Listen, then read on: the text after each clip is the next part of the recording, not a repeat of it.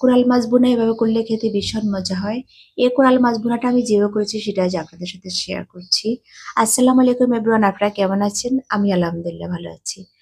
আমার আজকের রেসিপি হলো কোরাল মাছ ভুনা। আমি কড়াই দিয়ে দিয়েছি তেল, তেলটা গরম হলে তারপর আমি পেঁয়াজ দিব এখানে। পেঁয়াজ দিয়েছি, পেঁয়াজটা একটু ভাজা ভাজা করে নিয়েছি ভেজে। একদম বেশি ভাজবো না, নরম নরম করে ভেজে নিয়েছি। দিয়ে পানি দিয়ে দিলাম এখানে। দিয়ে এখন একে একে অন্য সব মশলাগুলো এখানে আমি দিয়ে দিব। এখানে আমি একসাথে নিয়ে নিয়েছি হলুদের গুঁড়া, মরিচের গুঁড়া, জিরার গুঁড়া, ধনিয়ার গুঁড়া আর নিয়েছি রসুন পেস্ট। মাছ হিসেব করে কিন্তু মশলাটা দেওয়া হয়েছে এখানে। এখানে আমি যতটুকু মাছ দিয়েছি তার হিসাব করেই এখানে মশলা দিয়েছি। এখন মশলাটাকে খুব ভালোভাবে কষিয়ে নেব।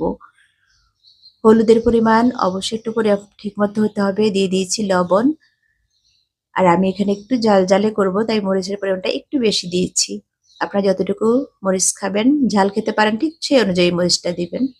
আর একটা নির্দিষ্ট করে মরিচ কিন্তু লাগে না, হলে কিন্তু খেতে ভালো লাগে না।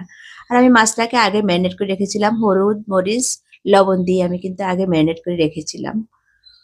সেটা দিয়ে দিয়েছি, কষানোটা হয়ে গেছে মশলা।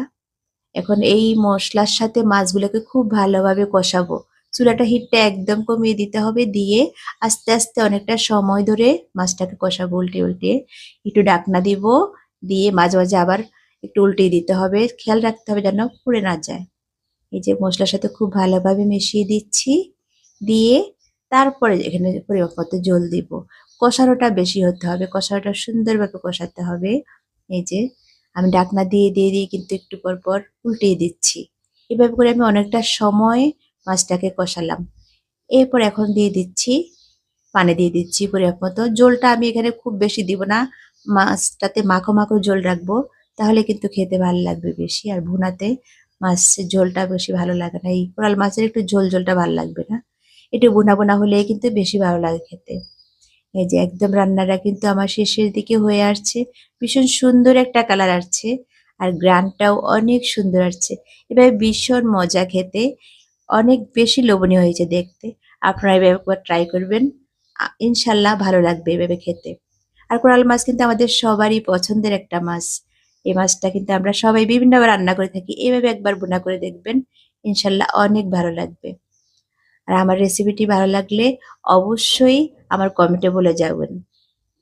খুব সুন্দর একটা কালার আসছে, কালারটা অনেক বেশি সুন্দর হয়েছে।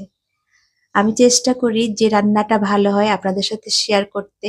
আর যারা নতুন রাঁধুনি আছেন, অবশ্যই আমার ভিডিওটা দেখে দেখে কিন্তু রান্না করতে পারবেন। আমি ধারাবাহিকভাবে স্টেপ বাই স্টেপ বলে যাই যে কখন কি দিতে হবে, কখন কি করতে হবে, মাছটা